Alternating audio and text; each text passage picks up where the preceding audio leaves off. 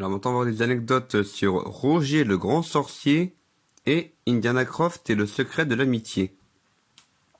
Alors tout d'abord Roger le grand sorcier. En fait là c'est une parodie un peu d'histoire de sorcière.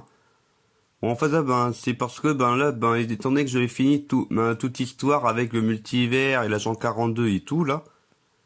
En fait là je m'étais dit que tiens il y a peut-être des trucs à raconter aussi sur le personnage de Roger le grand sorcier qui était une version précédente de Alain le magicien, Bérangère la sorcière. Et du coup, je m'étais filmé dans un coin où il y avait un peu de bois enterré et tout pour faire un peu genre pour faire comme si c'était une maison qui a été abandonnée ou autre il y a des siècles et que dedans il y avait le livre L'Omnis. Un peu pour expliquer d'où est-ce qu'il vient, sans forcément dire ses origines. Du coup, par rapport à l'apparence et le statut de ce sorcier ou sorcière là. Non, en fait, là, je me suis inspiré un peu de la mère de Agatha dans dans la série WandaVision et enfin là, dans les séries avec les sorcières là sur Disney+. Du coup là, on voit Roger là, où en fait là, je l'ai filmé. Non, en fait là, je l'ai filmé sur fond vert. Étant donné que j'avais plusieurs scènes à faire avec lui, alors c'était plus pratique. Et puis là, j'ai même voulu donner un peu les origines de l'orbe là, du talisman dans lequel qui permet à Alain le magicien de changer de corps. J'ai trouvé ça aussi pas mal comme concept du genre que entre Roger le grand sorcier et Alain le magicien, qu'il y avait pas tellement de choses qui se sont passées. Parce que elle était enfermée pour le punir de tout le chaos qu'il engendre. Du coup voilà, donc 785 ans plus tard, c'est tout simplement pour faire la transition avec là entre la période des bandits manchots et la période là de LSD là, Loudspeaker District. Et là j'ai même fait un effet un peu paranormal là là avec le reflet qui ne montre pas totalement ce qui se passe en vrai là. Là c'est tout simplement pour faire un peu le côté paranormal et pour montrer que là à partir de ce moment-là Germaine là elle est enfermée dans le talisman et puis que c'est Alain et que c'est Roger le grand sorcier là qui contrôle le corps. En fait, là, par rapport au costume, je m'étais dit que ça pourrait être pas mal de sortir un peu l'excuse de ah là là, ce soir c'est Halloween. Et là, pour que les personnages soient déguisés en sorciers et sorcières. Genre là, Germaine, c'est pour magicienne, et puis Alain, le magicien. En plus, là, c'est un costume qui est simple à faire. Et puis là, bien sûr, je m'étais filmé quand il faisait encore jour. Et ouais, genre là, c'était dans l'après-midi, là. Et puis en fait, là, c'est avec le même effet bleuté et légèrement assombri que j'ai utilisé pour L'amour est dans le nez. Là pour un peu là pour faire genre que là c'est pour le sort d'Halloween là où du coup il y a Germaine là qui tue un enfant qui était là pour pouvoir changer de corps ensuite en passant le talisman à une autre personne. Et en fait en fait là c'est un plan en fait là je me suis juste ajouté sur fond vert là sur le plan de l'exécution des bandits manchots.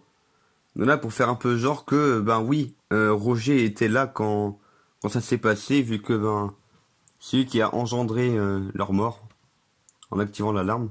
Et puis là j'ai même fait aussi en fait j'ai même fait une fin en mode focus sur le personnage qui se barre pour un peu montrer que en fait pour vraiment montrer que à la fin le méchant a gagné. Et qu'en fin de compte, le méchant, en fait, la suite de l'histoire, c'est LSD, la maison de retraite. Alors maintenant, Indiana Croft et le secret de l'amitié. Là, du coup, c'est la suite des aventures de Indiana Croft et Deadpool. Étant donné qu'en fait, là, dans le titre, j'ai juste mis Indiana Croft parce que Deadpool a été effacé de l'histoire, entre guillemets.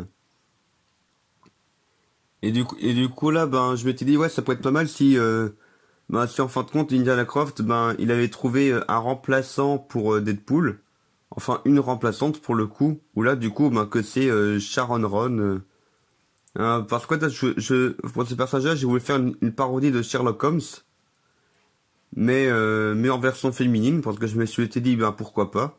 Là, pour un peu faire une critique là, des personnages féminins, femmes fortes, un peu chiants, là.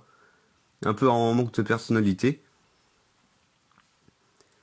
Et puis là, ben, j'ai même fait avec la voix de Sugoi Nani, qui est une voix un peu agaçante aussi, qui parle tout le temps comme ça. Et en mode, allez hop, elle veut toujours tout organiser et tout, et puis Indiana Croft, ben, il contrôle rien. Du coup, Deadpool, là, ben, il a été envoyé ben, dans le néant. En fait, je m'étais dit que bon, ça pourrait être pas mal si c'est genre, ben, quand si c'était l'ordi qui est éteint, quoi.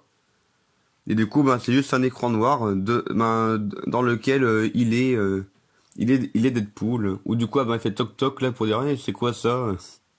Un petit poussage de quatrième mur. Hein. Et du coup, j'ai aussi mis ben, d'autres personnages comme ben là, c'est Prank là qui est une parodie de Print. Ben, là que, ben, en fait, parce qu'au départ, je pensais faire une vidéo parodie sur lui. Mais bon, j'aurais pas eu grand chose à faire.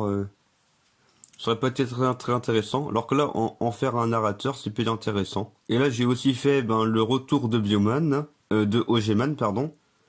Où là, c'était le méchant qu'on a vu pas très longtemps dans la deuxième vidéo d'Info Dingo. Donc la première vidéo, on voit Bioman, ben, en fait, il combattait Ogeman. Et après, j'ai pas fait grand chose avec lui. Alors du coup, je me suis dit, tiens, ce personnage-là aussi, il a été un peu jeté à la poubelle. Alors du coup, ben... Du coup, il a été mis dans le néant, quoi, genre dans la corbeille. Alors là, le nain, bah, c'est dans la vidéo Le Seigneur des Portables, où en fait, ben, à la base, je voulais faire jouer à ma petite sœur un nain, mais bon, elle était pas très ravie, alors je lui ai dit, bon, ben, je vais te faire un costume de fée. Et du coup, ben, c'est ce que j'ai fait. Alors avec des petites ailes en carton. Et du coup, ça fait que le personnage du nain a un peu disparu, quoi. Et là, je m'étais dit que ça pourrait être pas mal si, genre là, pour chercher une nouvelle idée d'aventure, là, c'était genre, bon, ben, on va lire des BD, là, dans une bibliothèque, entre guillemets. Hop là, il y a la pierre philosophale qui serait à rechercher. Hein, parce que bon, c'est un trésor là, qui est sympa par rapport au mystère et tout, derrière. Et puis bon ben une pierre c'est facile à trouver quoi. Une pierre philosophale bon ben un peu dorée quoi. Bon, ben, en fait là j'ai voulu faire un peu une transition pour que Deadpool retrouve son costume. Et en fait là, c'est avec c'est avec le poster 3D là de Deadpool et Wolverine là. Donc en fait là, j'ai acheté au cinéma un cinéma pas loin de chez moi. Ouais parce qu'il y a la possibilité de le faire au cinéma ben, d'acheter les posters qui sont en présentoir. Hein. Un jeu encore, hein, et puis ça fait une chouette petite déco. Là, j'ai même fait ben, un peu une sorte de décor dans le souterrain, où là, j'ai voulu faire genre qu'il y a un tapis roulant avec, voilà, avec un tableau là avec des boutons, voilà, et un jerrycan. En fait, là, c'est en référence avec un rêve que j'ai fait, hein, parce que je me demandais, ouais, mais parce qu'à un moment, je m'étais demandé avant ça, ouais, ben, de comment j'allais résoudre le problème de Deadpool et dans le néant en rendant ça intéressant. Et en fait, ah, ben, j'ai fait un rêve farfelu. Alors, tout de suite après, j'ai pris des notes et je dis, ah ben, super idée, hop, je vais faire ça. Et en fait, là, je m'étais dit que ça pourrait être pas mal si, si Sharon Ron, ben, en fait, si elle voulait, toujours faire des trucs réalistes et tout. Donc un peu dans l'ambiance un peu chiante qu'il y a chez les Disney là en mode ouais on va pas faire des trucs farfelus ça n'a aucun sens. Et du coup ça fait que là ben du coup elle a loué un avion et du coup et en fait là elle lit un magazine que j'ai fait là que j'ai fait moi-même là genre c'est un peu une parodie en fait c'est une parodie de Voici que j'ai appelé voilà. Bon, genre là, c'est une sorte de presse people quoi. Alors du coup j'ai aussi filmé ben, des bananes. Hein, parce que là, c'est le pire ennemi de Ogeman, c'est les bananes et Boulgour et Banane Bio. C'est vrai qu'il est devenu un peu un running gag dans les vidéos d'Infodingo. Alors là, on voit un peu flouté là, ben en fait là, c'est un râteau. Hein, parce que bon là, pour le nain, je savais pas trop quoi faire comme ennemi. Ben ma petite sœur l'avait dit ouais ben les nains dans le jardin, hein, c'est un râteau. Et en vrai, c'est pas mal comme idée. pour Prank, ben en fait là je savais pas trop quoi faire comme ennemi, alors je me suis dit bon ben un ennemi bidon, genre une sorcière vampire. Et là pour Deadpool, ben même s'il a peur des robots et des fantômes, en fait je m'étais dit que ça pourrait être pas mal, genre un ennemi qui enfin un ennemi entre guillemets, bah là qui lui fasse vraiment peur au plus profond de lui-même, ben son père. Genre là c'est Andrew Winston.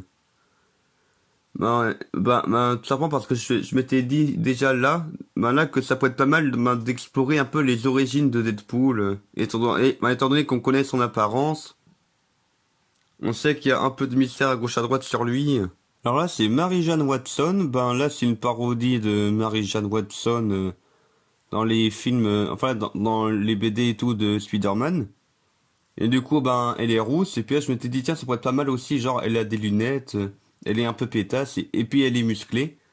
Alors en fait, à la base, j'ai fait des muscles parce qu'il faisait un peu frais à ce moment-là pour me filmer dehors. Et puis c'était aussi parce que je m'étais dit que ça pourrait être pas mal, genre étant donné que étant donné que j'en avais pas encore fait dans mes vidéos, il me semble, dans les personnages trans, genre que Sharon Ron était à une époque Sherlock Ron. Et que en fait là Yael a fait sa transition là, et que là Marie-Jeanne là je me suis dit que tiens ça pourrait être pas mal si genre là elle est encore une femme mais elle est déjà musclée, du coup c'est à dire que bon elle est un peu en transition quoi pour devenir un homme, genre ça switch. Alors là dans le néant j'ai aussi mis là j'ai aussi fait intervenir Doctor Strange, parce que bon c'est un personnage aussi qu'on a pu voir dans quelques-unes de mes vidéos, en mode il est là mais il n'est pas important, et du coup là il a un peu plus d'importance. Et en fait l'histoire du néant et tout c'est encore une référence à Deadpool et Wolverine, où là c'est genre le festival des caméos, parce que dans le néant on met un peu de tout, on met tout ce qu'on veut. Et là, du coup, il y a même un dernier brisage de 4 murs que Deadpool fait avant de repartir dans le monde réel. Alors là, en brisant l'écran de la caméra. Et puis là, quand Deadpool est de retour dans son monde réel, là, je me suis dit que ça pourrait être pas mal si, hop là, que lorsque Deadpool arrive, hop là, il y a à nouveau les bandes, les bandes horizontales en haut et en bas qui reviennent. Là, pour retourner au format cinéma. Tout simplement parce qu'avant, Deadpool n'était pas là pour rappeler que c'est une fiction, quoi. Et là, pour le générique de fin, j'ai fait lire à Deadpool Kim Mag, qui est un magazine que j'ai fait sur le Killian Imaginative Multiverse, donc le Kim. Et en fait, je lui ai fait feuilleter et même lire un article que j'ai écrit à la fin sur un procès parce que Sharon Ron porte plainte contre Deadpool et Indiana Croft. Ce qui tease bien sûr une vidéo qui est arrivée par la suite. Et voilà, c'est tout pour cette vidéo. Anecdote!